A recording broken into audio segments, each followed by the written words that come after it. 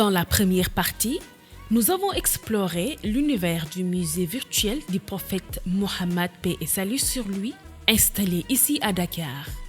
Un lieu de foi, de savoir et d'émotion.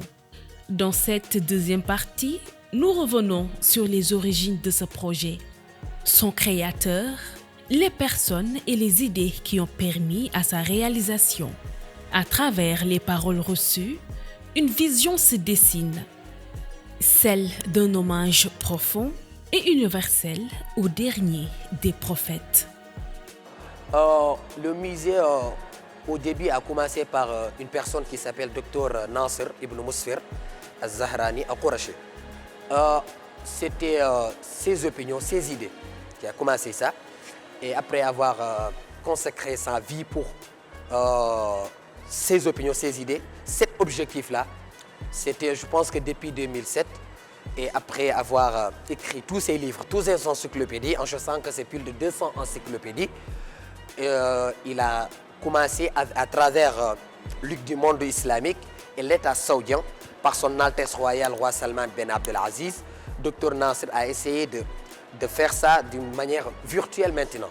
D'accord, une chose vivante, c'est-à-dire, après avoir, c'était uniquement dans sa tête, une idée dans sa tête, l'opinion dans sa tête, mais après 7 ans de travail, avec sa équipe bien sûr, il a parlé avec Ligue du monde islamique et l'État saoudien pour faire cette chose-là, une chose vivante.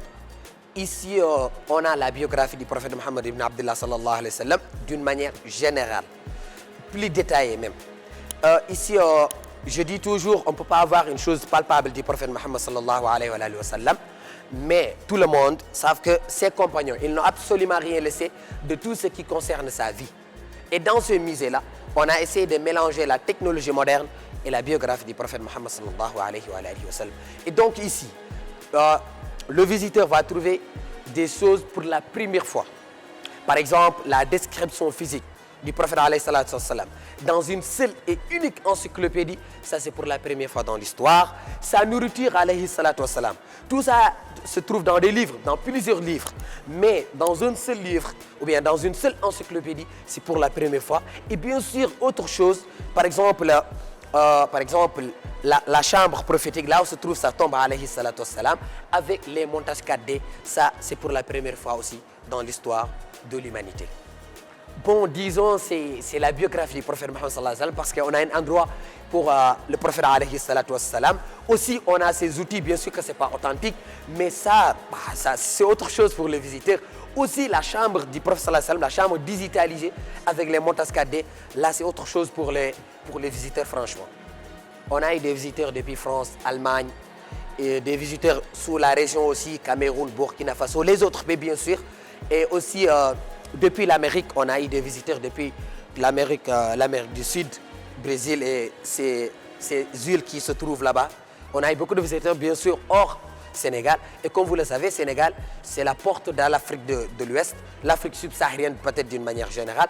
Donc forcément, on a des autres qui n'ont pas des Sénégalais ici dans ce pays et qui ont visité ces musées-là. Là, franchement, on a beaucoup de personnes même qui n'ont pas des Sénégalais qui ont visité le musée, parce que le musée, ce n'est pas uniquement pour les Sénégalais en réalité, c'est pour tous les musulmans, c'est pour l'humanité d'une manière générale, mais les musulmans d'une manière aussi, donc c'est pour tout le monde.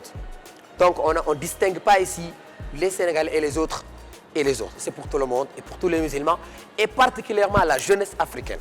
Donc c'est pour dire aux gens que venez visiter le musée, et Inch'Allah vous trouvez ici une chose que vous ne savez pas, des choses bien sûr que vous ne savez pas. Et aussi, il y a quelqu'un, un visiteur qui m'a dit, là c'est une université, qui a visité, Wallah, 4 fois, qui a visité le musée plus de 4 fois. Il me dit toujours que là c'est une université. Parce que c'est, comme je viens de dire, 200 encyclopédies, là c'est autre chose. D'accord? Donc en visitant ici, peut-être ça va t'aider. Et je dis toujours que la jeunesse musulmane, d'une manière générale, a perdu la boussole. Et sallallahu alayhi wa sallam, Allah subhanahu wa ta'ala l'avait envoyé pour qu'il nous guide, pour qu'il nous montre la route alayhi salatu wa salam. Donc, en arrivant ici, en visitant le musée, tu verras que le prophète sallallahu alayhi wa sallam nous a laissé beaucoup de choses. sur le plan politique, alayhi salatu wassalam.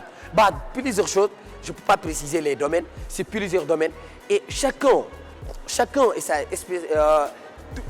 peut-être on a beaucoup de spécialités ici.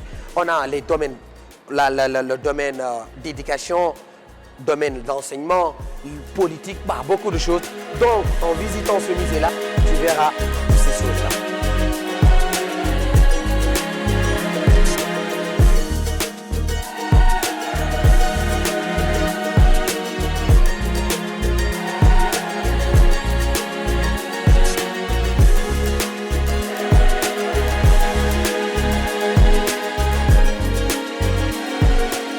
Là, mes chers, on a son bilan politique pendant ces 10 ans de règne, ces 10 ans de Médine.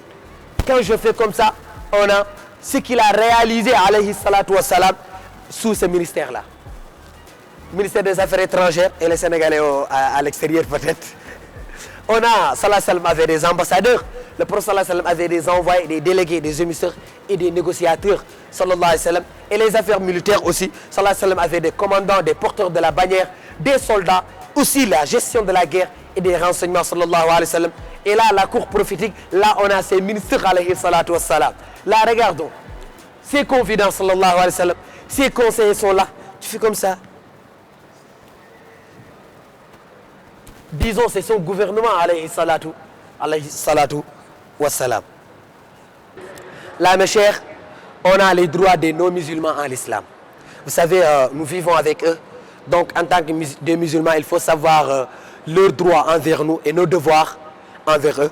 Et là, ici, dans cette encyclopédie, on a les droits des non-musulmans. Ou bien le prophète, alayhi salatu wassalam, et les non-musulmans.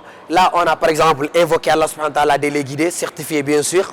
Et aussi, par exemple, on a assisté à leurs funérailles par respect à l'âme humaine, avec la preuve, bien sûr. Aussi, il est interdit de les trahir. Par exemple, là, Souleymane alayhi salam, qu'on vient de voir sa biographie, là on a les choses les plus importantes dans la vie. C'est-à-dire ici, dans cette encyclopédie, on a des choses à mémoriser, à se rappeler, à retenir dans la vie de chacun de ces 25 prophètes cités dans le Coran. Par exemple, lisez vous-même mes chers, Souleymane alayhi salam était un juge, Souleymane était un roi, en même temps Souleymane était prophète. Alayhi salatu wassalam. Avec la reine de Saba. Là, c'est les choses les plus importantes dans la vie de Souleymane alayhi salam. Alors qu'on a sa biographie ici, et là, c'est beaucoup de choses que vous voyez. D'accord? Mais ici, on a résumé sa vie. Alayhi salam, avec les épisodes les plus caractéristiques dans sa vie. Et c'est pareil pour tous les 25 prophètes. Par exemple, je prends Ibrahim qui s'appelle Abraham aussi. Lisez vous-même mes chers. Après sa naissance, Namarou, c'est un roi qui s'appelait Namarou. Ajar, c'est sa femme, la femme d'Ibrahim alayhi salam. Et la mère d'Ismaël, c'est la mère d'Ismaël aussi. Là, c'est les choses les plus importantes dans la vie de Souleymane Ibrahim alayhi salam. Alors qu'on a sa biographie ici, avec là, beaucoup de choses. Mais là, c'est les choses les plus importantes dans sa vie. Donc, comme je disais, cet endroit-là, c'est pour les 25 prophètes, chacun et sa biographie et chacun avec les choses les plus importantes dans sa vie.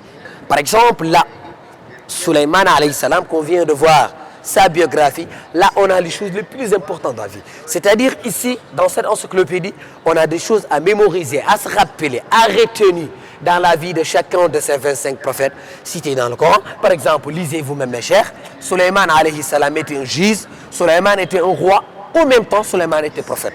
Alayhi salatu wassalam. Avec la reine de Saba. Là, c'est les choses les plus importantes dans la vie de Souleymane alayhi salam. Alors qu'on a sa biographie ici, et là, c'est beaucoup de choses que vous voyez. D'accord? Mais ici, on a résumé sa vie. Alayhi salam, avec les épisodes les plus caractéristiques dans sa vie. Et c'est pareil pour tous les 25 prophètes. Par exemple, je prends Ibrahim qui s'appelle Abraham aussi. Lisez vous-même mes chers. Après sa naissance, Namarou, c'est un roi qui s'appelait Namarou. Ajar, c'est sa femme, la femme d'Ibrahim alayhi salam. Et la mère d'Ismaël, c'est la mère d'Ismaël aussi. Là, c'est les choses les plus importantes dans la vie de Souleym Ibrahim alayhi salam. Alors qu'on a sa biographie ici, avec là, beaucoup de choses, mais là, c'est les choses les plus importantes dans sa vie. Donc, comme je disais, cet endroit-là, c'est pour les 25 prophètes, chacun et sa biographie, et chacun avec les choses les plus importantes dans sa vie.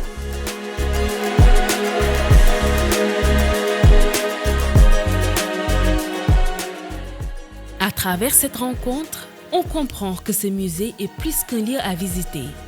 C'est une passerelle entre passé et présent, entre foi et modernité. Un espace pour réfléchir, apprendre et se rapprocher du message du prophète Mohammed, paix et salut sur lui. Si ce voyage vous a parlé, abonnez-vous, car d'autres étapes nous attendent ici au Sénégal et ailleurs.